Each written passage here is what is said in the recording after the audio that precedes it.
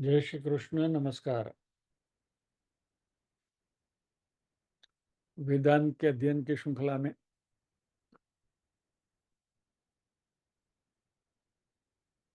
श्रीमद् आद्य शंकराचार्य जी विरचित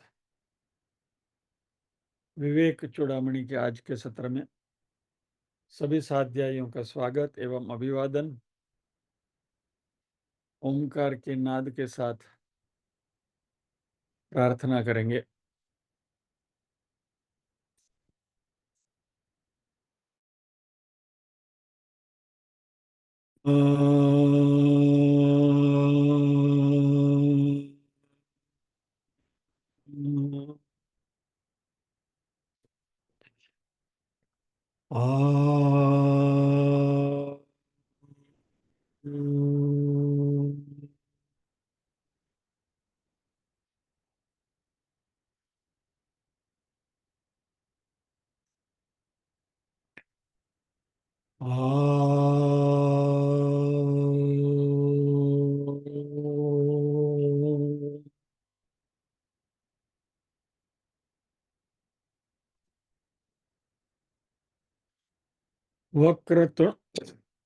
वक्रतुंड महाकाय सूर्यकोटिसमप्रभ निर्विघ्नं कुरु मे देव सर्वकार्येषु सर्वदा।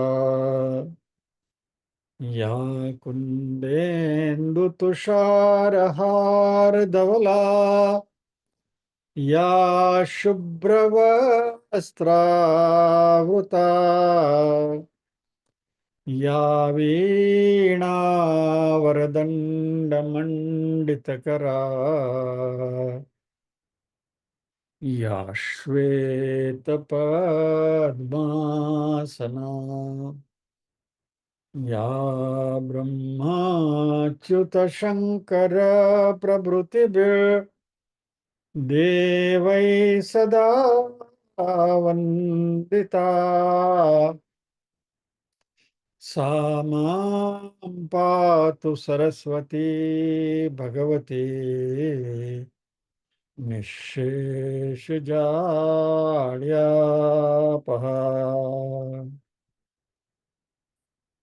वसुदेवसुतं देवं कंसचाणूरमर्दनम् देवकी परमानन्दं कृष्णं वन्दे जगद्गुरुम्।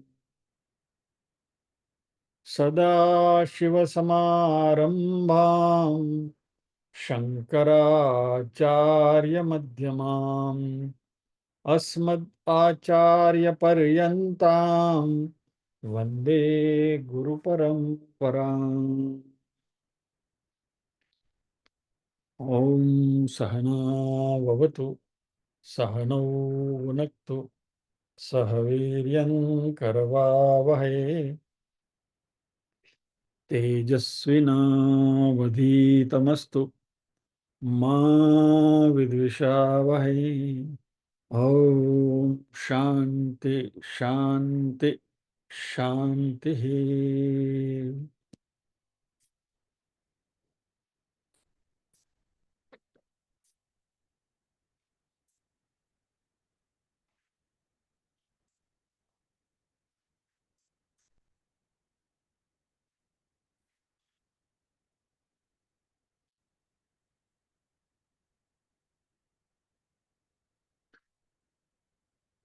हमने 28वां श्लोक किया है।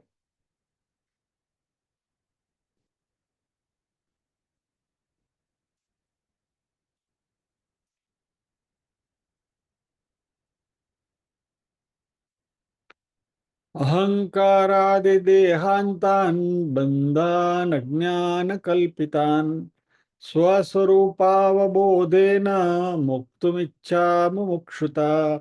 इसमें शंकराचार्य जी ने मुमुक्षुता की डेफिनेशन दी है, व्याख्या करी है कि अहंकार से लेकर यानी कि अंतकरण, मन बुद्धि चित्त अहंकार, अहंकार से लेकर शरीर तक जो भी बंधन है वो अज्ञान कल्पित बंधन है, क्योंकि उसको हम अपना मान लेते हैं जो अपना नहीं है। तो अज्ञान कल्पित बंधन जो है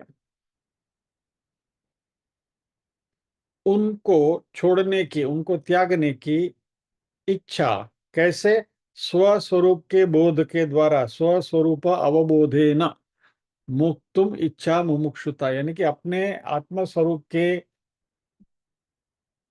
ज्ञान के साथ ये सारा जो है वो अज्ञान है ऐसा समझते हुए उनको त्यागने की जो इच्छा है उसको मुमुक्षुता कहते हैं। उसके बाद वाले 3 श्लोक है, उनको जरा जस्ट उसके ऊपर एक दृष्टिपात कर लेते हैं। मध्यम रूपापि वैराग्येण समाधिना प्रसादेन गुरोः संयम प्रवृद्धा सूयते फलम। अभी 28वें श्लोक में जो शंकराचार्य जी ने बात करी वो तीव्र मुमुक्षुता की बात है कि ये सब अज्ञान है, अज्ञान कल्पित है, इसलिए उनको किसी भी हालत में त्याग करना ही चाहिए। और अपने आत्मा स्वरूप का बोध प्राप्त करते हुए ये त्याग करने की जो तीव्र इच्छा मुमुक्ष, उसको मुमुक्षुता कहते हैं। ये उत्तम मुमुक्षुता है, लेकिन मुमुक्षुता मध्यम और मंद भी हो सकती है।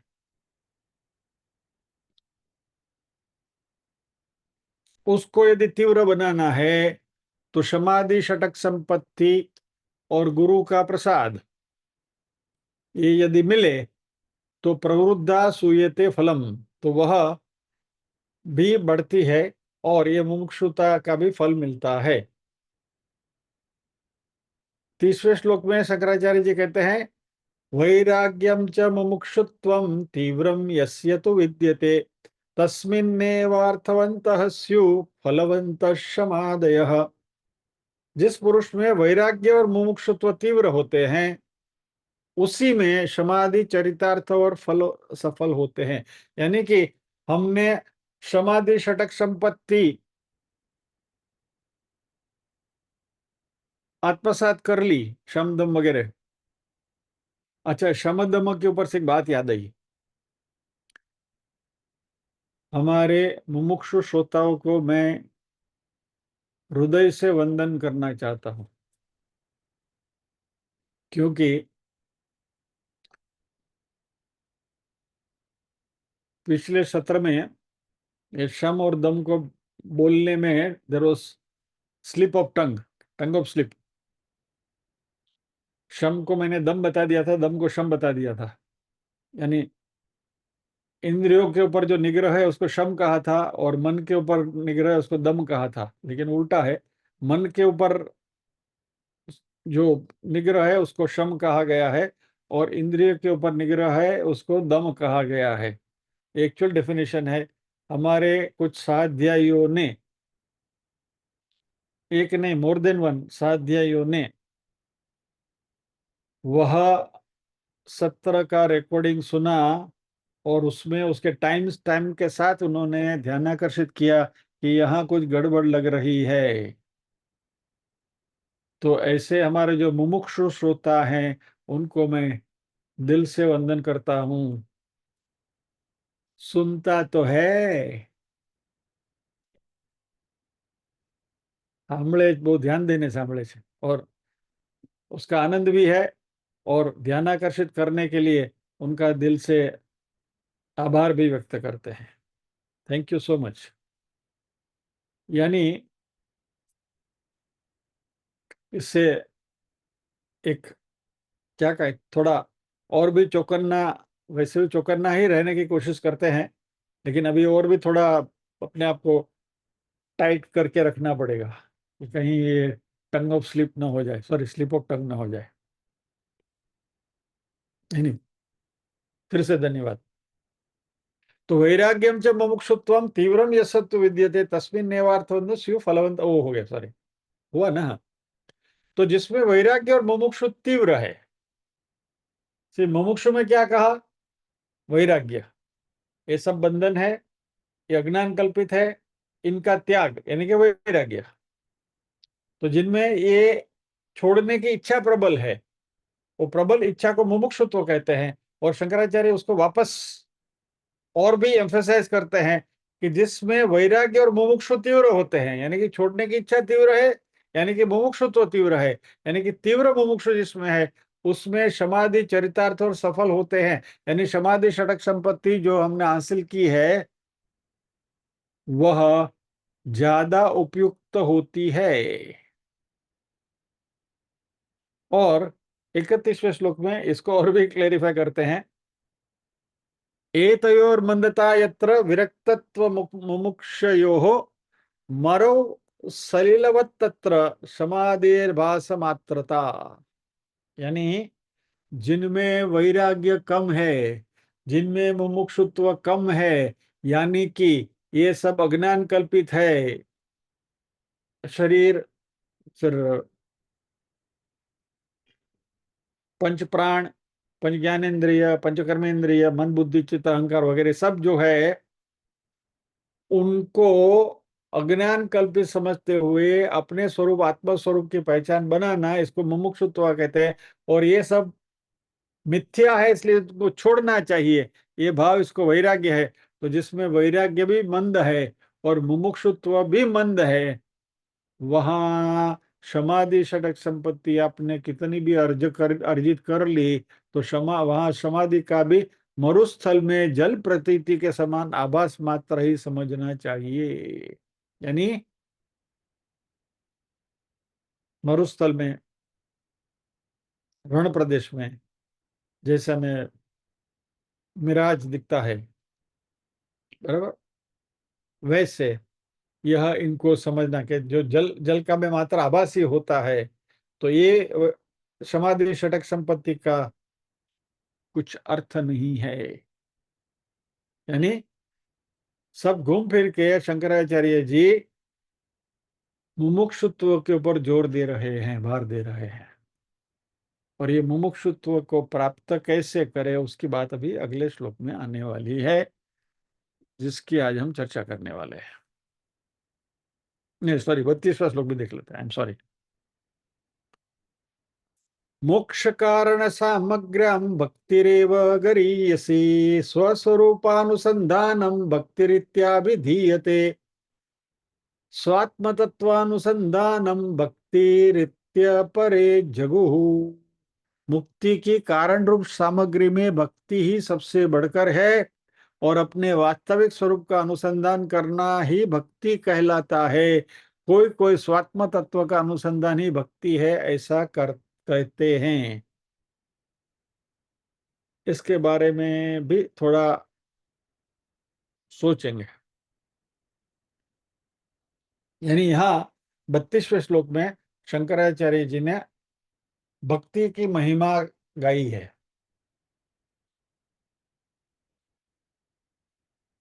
आज हमारी चर्चा का श्लोक है 33वां। उक्त साधन संपन्न तत्व जिज्ञासुरात्मनः उपसीदेत गुरुं प्राज्ञम यस्मात् बंध विमोक्षणम्। श्रोत्रियो वृजिनो कामहतो यो ब्रह्मवित्तमः।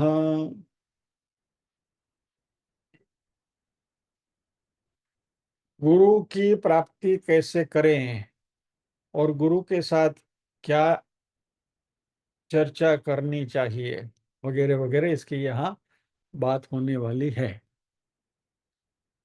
उक्तन साधन संपन्न तत्व जिज्ञासुरात्मनः उपसीदेत गुरुं प्राज्ञम यस्मात् बंध विमोक्षणम। श्रोत्रियो वृजिनो कामहतो यो ब्रह्मवित्तमः।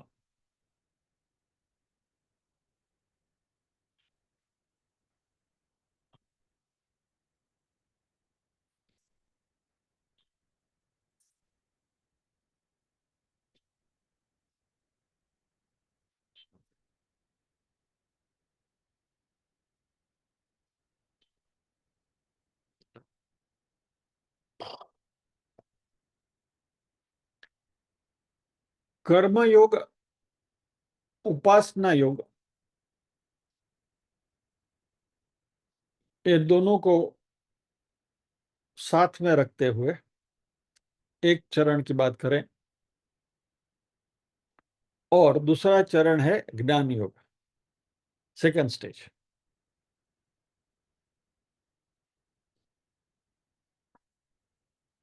तो ये दोनों, यानी लेट अस कंबाइन कर्म उपासना योग, let us call it this way.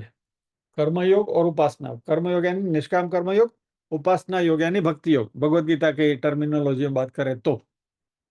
और तीसरा है ज्ञान योग। तो कर्म योग और उपासना योग को मिलाकर हम उसे कर्म उपासना योग कहेंगे।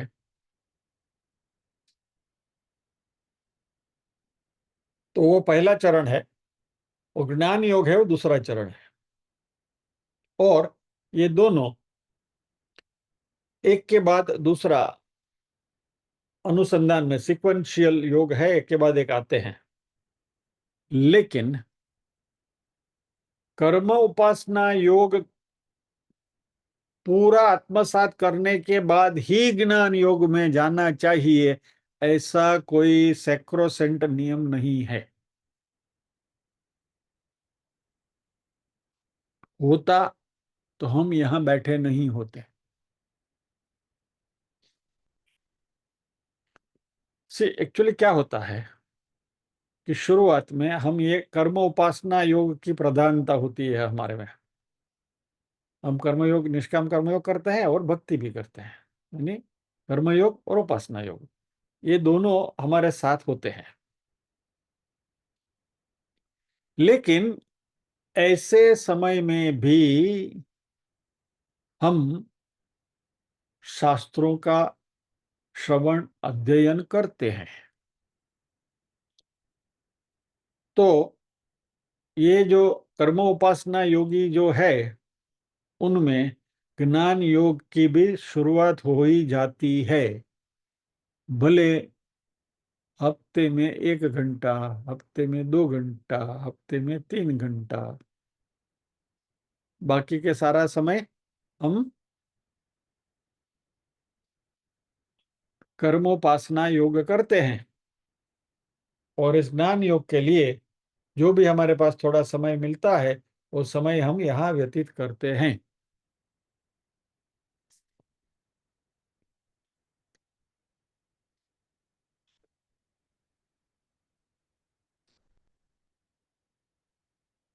तो भगवत गीता का अध्ययन में करते हुए भी हमें पता चलता है कि भाई ज्ञान योग में क्या है।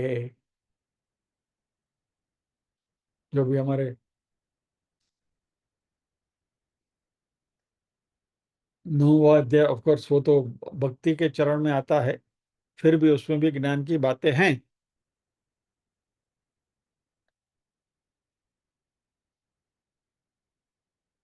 और मात्र अच्छी तरह से किया गया श्रवण भी ज्ञान योग से हमें परिचित कराता है।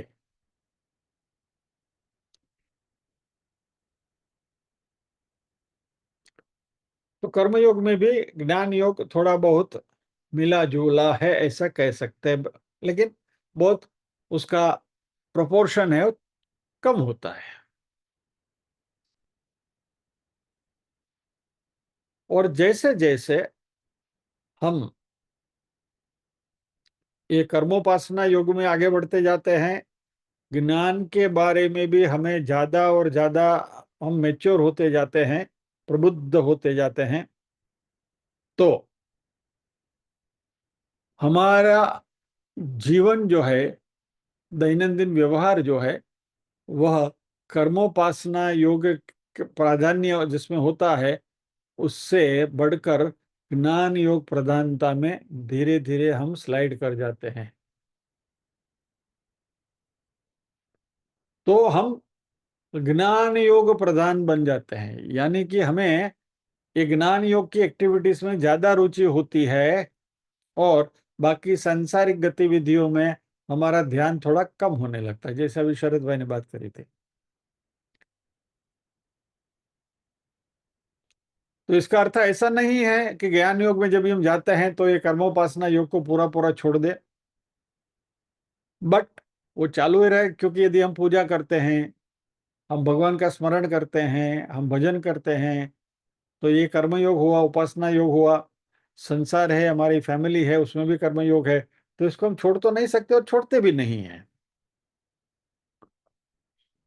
और यदि हमने संन्यास भी ले लिया तो संन्यास आश्रम में भी कर्मयोग तो कुछ न कुछ रहता ही है, वहां भी कर्म तो करना ही पड़ता है। तो जनरली क्या होता है साधारणतः कि कर्मयोग और उपासना योग यानी कर्म और भक्ति, वो दोनों का प्राधान्य रहता है, उनका दे डोमिनेट, और ज्ञान योग भी साथ साथ चलता है। और बाद में जैसे जैसे हमारी पुख्तता बढ़ती जाती है, वी बिकम मोर मेच्योर, ज्ञान योग की प्राधान्यता बढ़ती है और कर्म योग साथ साथ चालू रहता है। तो यहां शंकराचार्य जी कहते हैं कि उक्त साधन संपन्न, तो ये जो अधिकारी है या तो अध्ययन करता है, वह स्टूडेंट विद्यार्थी कर्मयोग प्रधान जीवन को, यहाँ जब भी मैं भी कर्मयोग की बात करता हूं तो कर्मयोग जब भी व्हेनेवर ऐसे कर्मयोग, प्लीज टेक दिस एज कर्म उपासना योग, कर्मोपासना योग साथ में ही चलता है दोनों। तो कर्मयोग प्रधान जीवन बहुत लंबे अरसे तक व्यतीत करते हैं, और यह हमारी गृहस्थाश्रम की प्रक्रिया रही है और रहती है, जो जिस दौर से अभी हम गुजर रहे हैं। हम सब गृहस्थाश्रमी है, और कुछ भी कहो, गृहस्थ तो गृहस्थ, लेकिन है तो आश्रम ही। क्योंकि हमें हमारा जो कौटुंबिक जीवन है, हमारा सामाजिक जीवन है, जिसमें हमें निष्काम कर्मयोग करने के लिए क्षेत्र मिलता है, we get the field for performing this निष्काम कर्मयोग, और उपासना भी इसी में होती है। परमात्मा का ध्यान भजन वगैरह गृहस्थाश्रम में ही हम करते हैं ना। तो इसलिए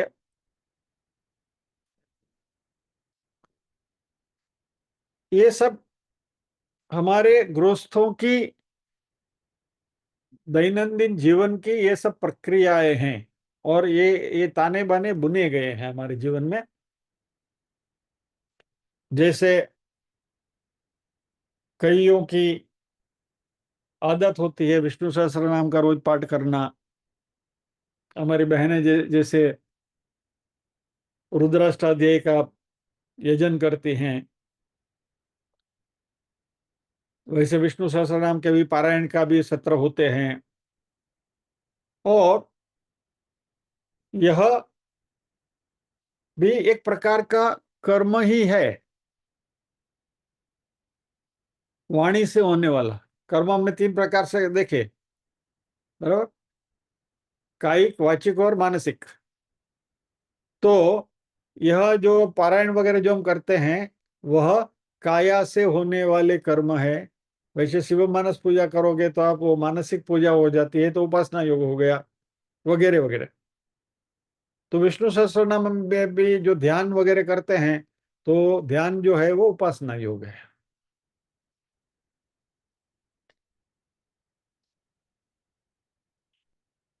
तो हमारे वेदों ने, हमारे ऋषि मुनियों ने हमारे गृहस्थियों के जीवन में कर्मयोग और उपासना योग के ताने बाने बुनकर रखे हैं। और उक्त साधन संपन्न, यानी जिसने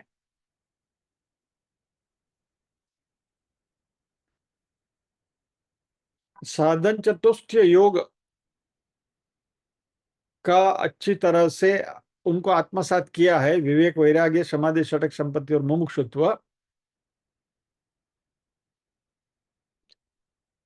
और वह तत्व जिज्ञासु आत्मनः, यानी जिसको आत्मा स्वरूप के बारे में, उसका तत्व के बारे में जिज्ञासा है, और क्योंकि अभी ज्ञान योग में भी उसकी रुचि बढ़ने लगी है, इसलिए शास्त्रों के अध्ययन के बारे में भी वो थोड़े ज्यादा सतर्क होते हैं। और अभी तक हमने कर्मयोग किया, उपासना योग यानी भक्ति करी, थोड़ा बहुत हमें एक्सपोजर एक ज्ञान योग के बारे में मिला, और जैसे जैसे आत्म तत्व के बारे में हम सुनते जाते हैं, वैसे वैसे हमारी मुमुक्षुता बढ़ती जाती है, और हमारे मन में एक विचार आने लगता है कि हाँ, ये सब हम सुनते हैं, बहुत अच्छा है, आप सुनकर अच्छा भी लगता है, आनंद भी होता है। क्योंकि बहुत सीधी सरल भाषा में बात करें, दिस इज ह्यूमन नेचर। मान लीजिए,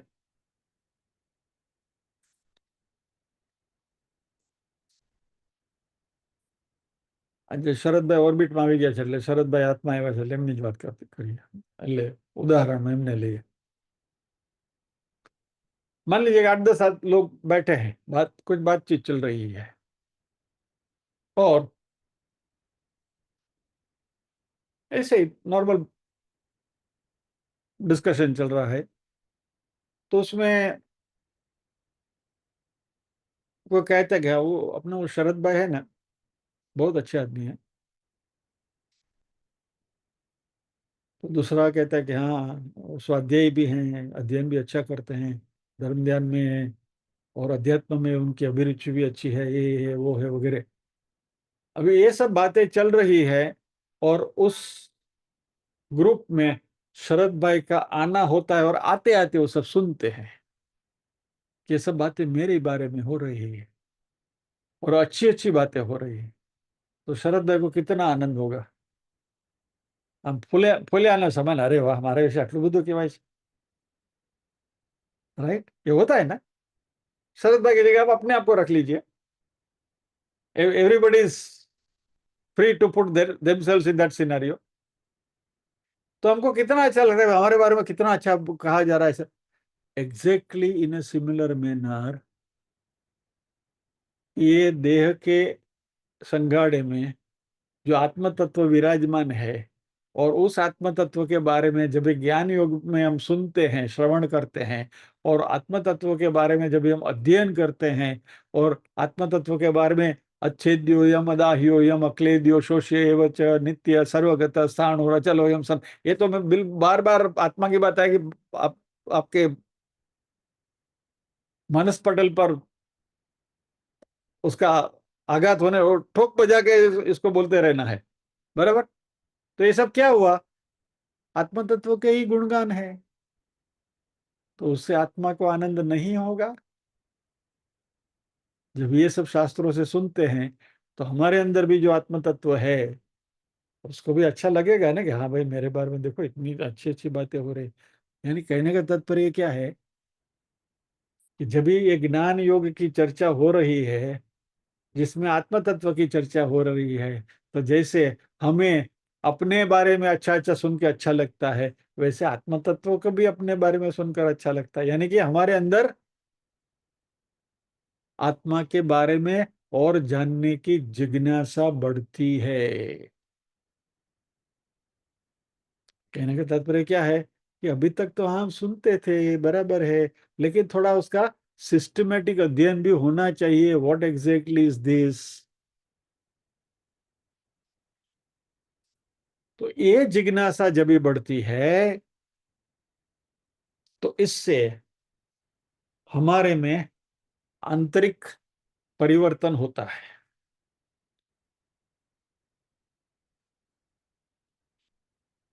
पहले हमने मुक्ति के बारे में सुना,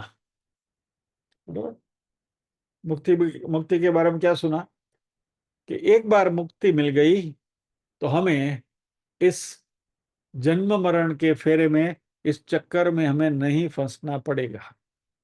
और संसार में रहते हुए हमारी अनुभूति तो यह है ही कि ये संसार जो है, वह આમ તો રેવા જેવું નથી। ભલે મજા આવે છે, પણ when you sit back and think, इसमें इतना मजा तो नहीं है। ये छूट जाए, अच्छा है। छोड़ना किसी को नहीं है, लेकिन मन में ऐसा लगता है कि छूट जाए तो अच्छा है। तो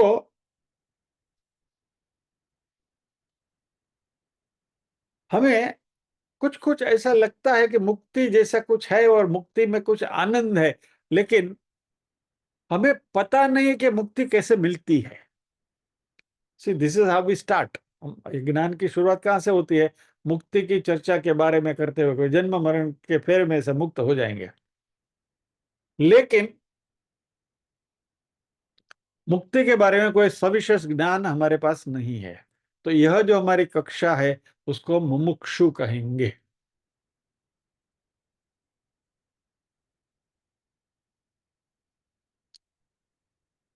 तो ये हमारी मुमुक्षुता है कि भाई अब ये जीवन मरण के चक्कर में से यदि छुटकारा मिल सके, मुक्ति मिल सके, तो हम इसमें से मुक्त होने को सोचेंगे। मुमुक्षु, मुक्ति की जिसके जिसको इच्छा है वैसा। फिर हम भगवत गीता, उपनिषद वगैरह का अध्ययन करते हैं, जैसे हमारे यहाँ वर्ग में हम करते हैं, और धीरे धीरे हमें पता चलता है कि आत्मज्ञान ही हमें मुक्ति की ओर ले जाता है। मुक्ति के गुणगान सुने, फिर मुक्ति प्राप्त करने के रास्ते जब भी हमें पता चलने लगता है, तभी एक बात ठोस तरीके से हमारे मन में आती है कि आत्मज्ञान ही हमें मुक्ति दिला सकता है। तो अभी आत्मज्ञान कैसे प्राप्त करें? तो पहले हम मुमुक्षु बने, इस जीवन के जंजाल में से कैसे छूटे? तो पता चला कि जीवन की जंजाल में से छूटने के लिए आत्मा का परिचय होना जरूरी है, आत्मज्ञान होना जरूरी है। ये आत्मज्ञान कैसे मिले, ये हमारे मन में जब भी बात आने लगे, तो हम मुमुक्षु में से जिज्ञासु बनते हैं। तो ये जो कन्वर्जन है, ये जो ट्रांसफॉर्मेशन है, मुमुक्षु से जिज्ञासु का जो परिवर्तन है, वो बहुत अगत्य का है। क्योंकि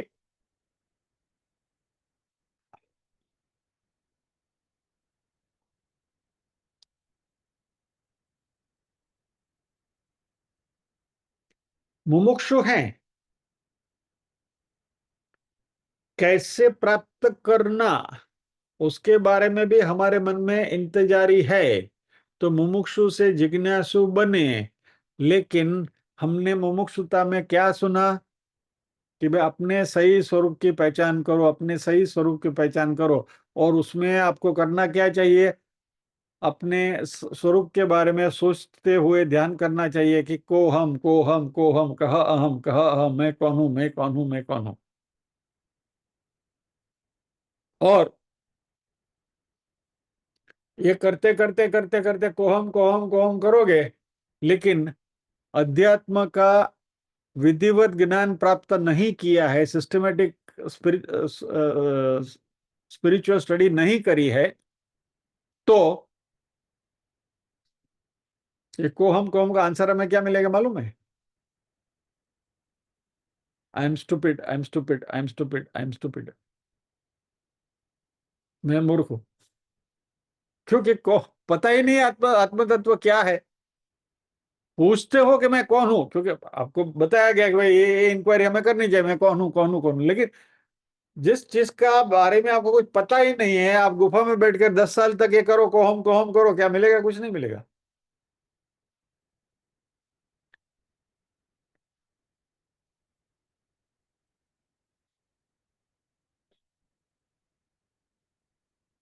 तो अभी करना क्या है? मुमुक्षु में से जिज्ञासु बने। अभी आता है तीसरा चरण, शुश्रूष।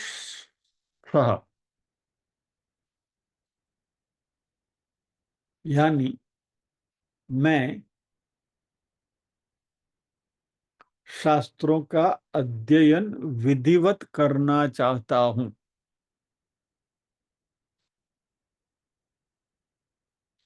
शुश्रूषु, मुमुक्षु, जिज्ञासु, शुश्रूषु, ये 3 स्टेज से हमारा परिवर्तन होता है।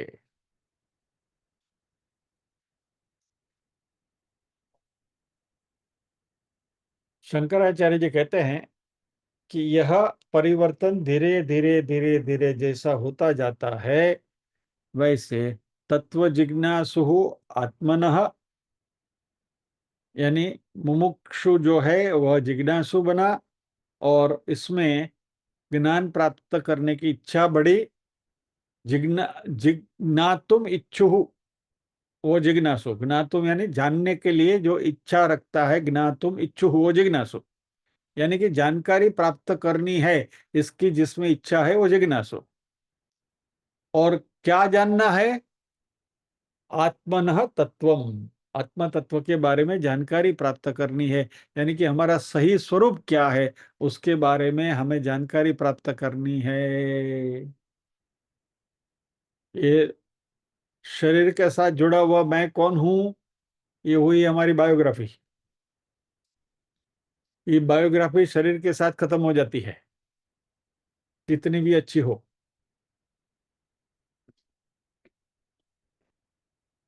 सो आत्मनः, अपना सही स्वरूप की पहचान करना, यानी तत्व जिज्ञासु आत्मनः का अर्थ है कि जो अपने सही आध्यात्मिक स्वरूप की पहचान करना चाहता है, और जो उसको अभी पता नहीं है इसलिए वो जानना चाहता है। आत्मनः तत्वस्य जिज्ञासु, आत्म तत्व का जिज्ञासु। तो उसको क्या करना चाहिए?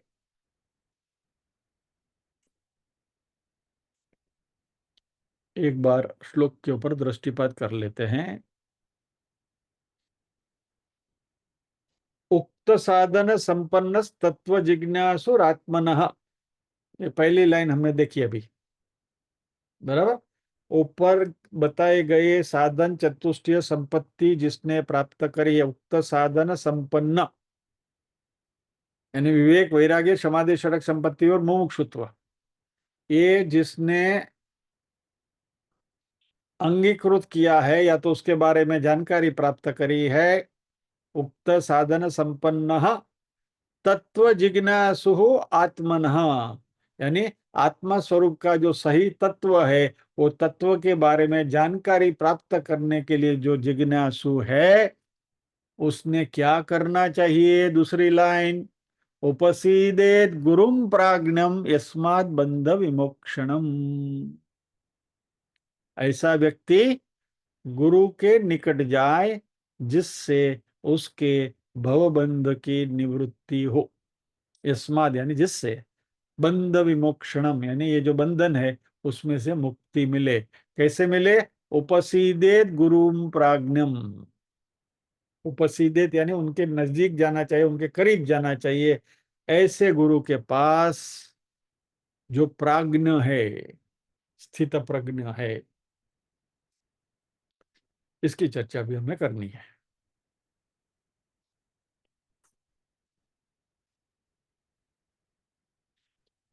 तो क्या करना चाहिए? उपसीदेत गुरुम प्राज्ञम, तो वो सुश्रुषु तो हो गया। अभी ये सुश्रुषु जो है ना, उसका एक दूसरा मीनिंग भी है, जो कोलोक्यूल मीनिंग है, शुश्रूषा, यानी जो बीमार व्यक्ति होती है उसकी शुश्रूषा हम करते हैं ना, उसका अर्थ क्या हुआ? सेवा। बीमार व्यक्ति की शुश्रूषा करते हैं, दैट मीन्स कि we are doing service to the sick person, सेवा करते हैं उसके। तो भाषा की अर्थ होता है शुश्रूषा का श्रोतुम इच्छा, जिसकी सुनने की इच्छा है, यानी गुरु के पास से वेदांत का श्रवण करने की जिसकी इच्छा है उसको शुश्रूषा कहा गया है। लेकिन ये शुश्रूषा का दूसरा अर्थ है सेवा, तो इसलिए पहले ये सुनने से पहले, गुरु के पास से सुनने से पहले उसके लिए योग्यता प्राप्त करनी होगी। तो वही शुश्रूषा का दूसरा अर्थ जो है सेवा, यानी कि गुरु की सेवा करके, गुरु की कृपा अर्जित करके फिर उनसे वेदांत का श्रवण करना जरूरी है। तो मूल अर्थ शुश्रूषा का यहाँ अर्थ शंकराचार्य जी ने कहा है कि यह वेदांत का श्रवण है, और उसका गौण अर्थ है सेवा करते हुए। श्रवण वो उसका मेन अर्थ है, और सेवा उसका दूसरा अर्थ है। और श्रवण का भी हमने अर्थ देखा है।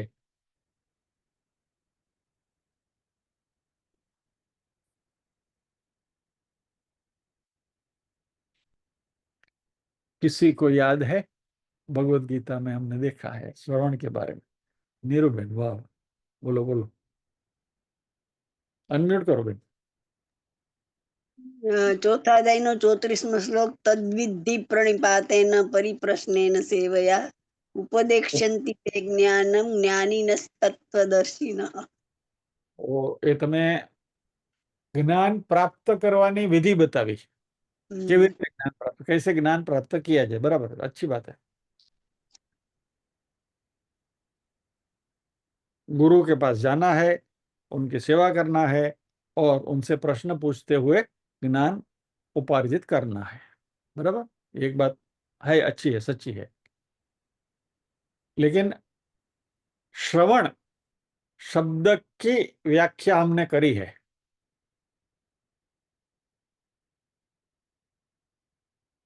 सब भूल गए।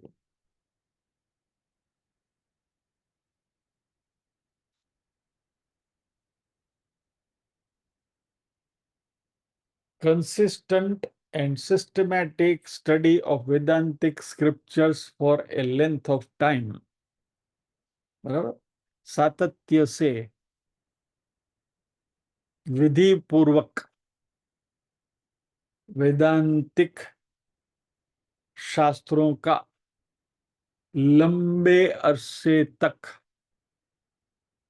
अध्ययन, उसको श्रवण कहा गया है।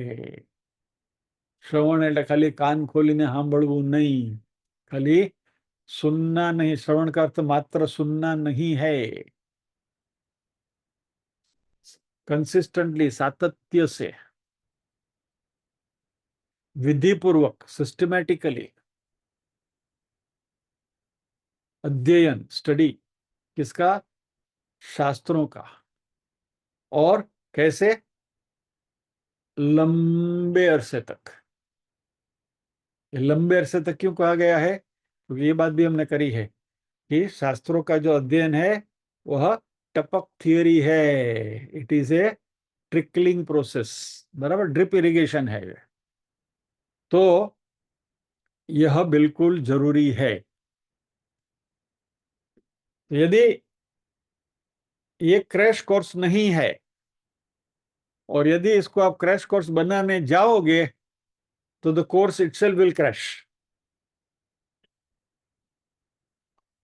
वे बोले कि चलो आज 2 दिन की शिविर कर लेते हैं, ईशोपनिषद खत्म कर देते हैं। खत्म, कुछ नहीं होगा। मांडुक्योपनिषद में हमने कितने पापड़ बेले, और फिर भी वो कारिका तो रह गई।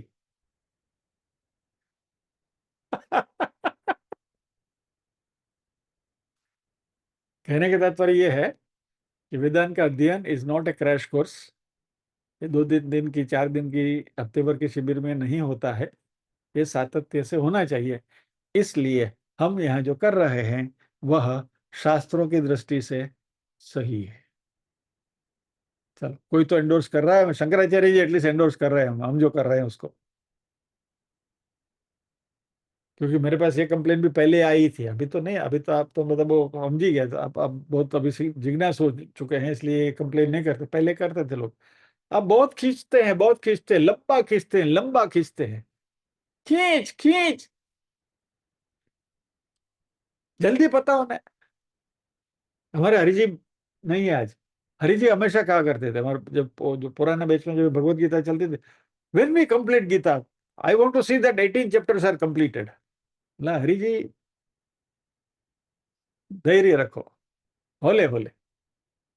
18वां चैप्टर का लास्ट श्लोक जब ये पूरा हुआ, यत्र योगेश्वर कृष्णो, हरि जी बोले हाँ गीता पूरी हो गई। इन्हें कहने का तात्पर्य यह है कि लंबे अरसे तक सातत्य से विधि पूर्वक शास्त्रों का अध्ययन करना, उसको श्रवण कहा गया है। यानी श्रवण यानी it is an ongoing process, चलता ही रहेगा।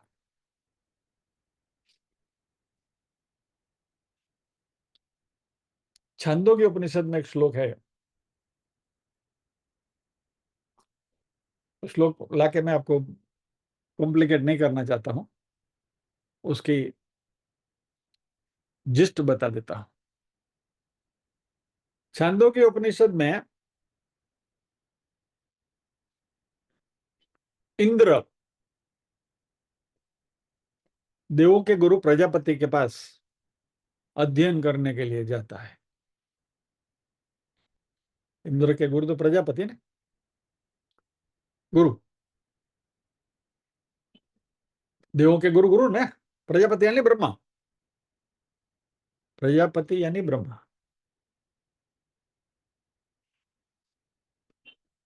तो ब्रह्मा जी के पास इंद्र अध्ययन करने को जाता है और इंद्र ब्रह्मा जी की सेवा करता है आश्रम में। द्वात्रिगुम शतम वर्षाणि, 32 साल इंद्र ने प्रजापति की सेवा, सॉरी मैं इंद्र का गुरु वो बृहस्पति और प्रजापति में थोड़ा मैं कंफ्यूज हो गया था। प्रजापति यानी ब्रह्मा और देवों के गुरु Brihaspati, so please pardon me. Prajapati यानी ब्रह्मा। ब्रह्मा जी के पास गए इंद्र, और ब्रह्मा जी ने कहा कि तुम मेरी 32 साल तक सेवा करो, द्वात्रिगुम शतम वर्षाणि, तो मैं तुम्हें सिखाऊंगा। तो पहले 32 वर्ष जब भी उसने सीखा, तो इंद्र ने क्या सीखा? विश्व। ये मांडू के उपनिषद की बात हो रही है। और 32 वर्ष सेवा करी तो क्या सीखा?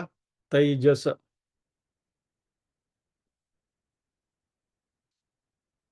फिर 32 वर्ष सेवा करी तो क्या सीखा? प्राज्ञ, जागृत, स्वप्न, सुषुप्त। बराबर, विश्व, तेजस, प्राज्ञ, यहां तक वो सीखा। फिर बाकी 5 साल बचे, तो टोटल 101 साल इंद्र ने गुरु की सेवा करी।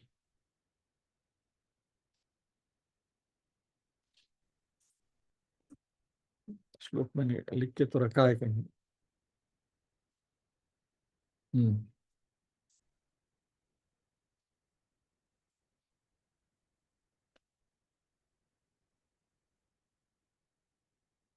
तो ये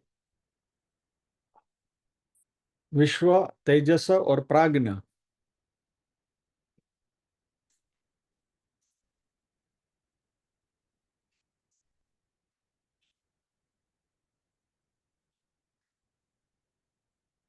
इस श्लोक पढ़ने की झंझट में मैं नहीं पढ़ता हूं। इंद्र ने कहा, हे इंद्र, मैं तुम्हें आत्म तत्व के बाद में बताऊंगा, और उसके बाद कुछ भी नहीं है, लेकिन मेरे साथ और 5 साल रहो।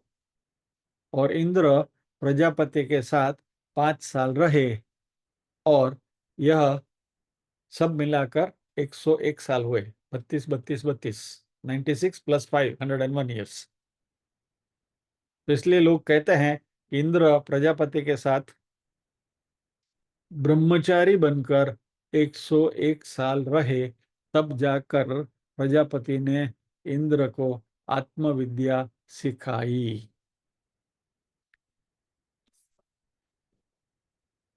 यह है श्रवण, श्रवणम।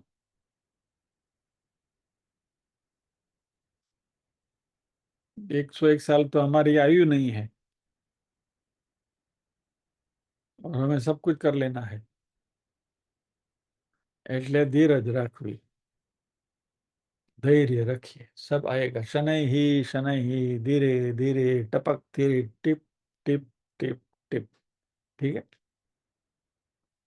तो चलिए आज यहीं विराम लेंगे।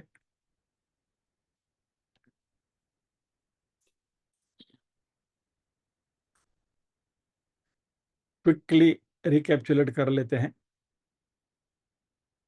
साधन संपन्न तत्व जिज्ञासुरात्मनः, बराबर, मुमुक्षु, जिज्ञासु, ये 3 स्टेज में जब हम, और सुषु, ये 3 स्टेज में हमारा परिवर्तन हुआ। तत्व के जिज्ञासु बने, आत्मज्ञान प्राप्त करने की इच्छा हुई, और वो करने के लिए उपसीदेत आज्ञा है, यहाँ गुरु के पास जाना चाहिए, प्राज्ञ गुरु के पास। यस्मात् बंध विमोक्षणम, इससे भव के बंधन की निवृत्ति होगी। अभी ये प्राज्ञ गुरु कैसे हैं उसकी बात अगले अगली लाइन में है, जो हम अगले सत्र में देखेंगे।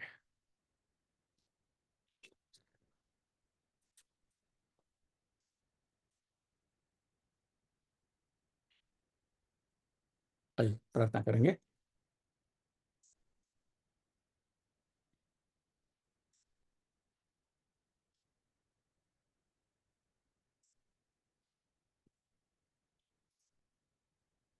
ओम असतो मा सद्गमय, तमसो मा ज्योतिर्गमय, मृत्योर्मा अमृतंगमय। सर्वेषां स्वस्तिर्भवतु, सर्वेषां शान्तिर्भवतु, सर्वेषां मङ्गलं भवतु, सर्वेषां पूर्णं भवतु। लोकाः समस्ताः सुखिनो भवन्तु, लोकाः समस्ताः सुखिनो भवन्तु। नाहं कर्ता हरिः कर्ता, हरिः कर्ता हि केवलम्। ओम शांति शांति शांति। सभी के हृदय में विराजमान परम कृपालु परमात्मा को वंदन करते हुए आज के सत्र को विराम देते हैं। अगले गुरुवार को फिर मिलेंगे इसी श्लोक के साथ। जय श्री कृष्ण, और कल 7 बजे मिलते हैं।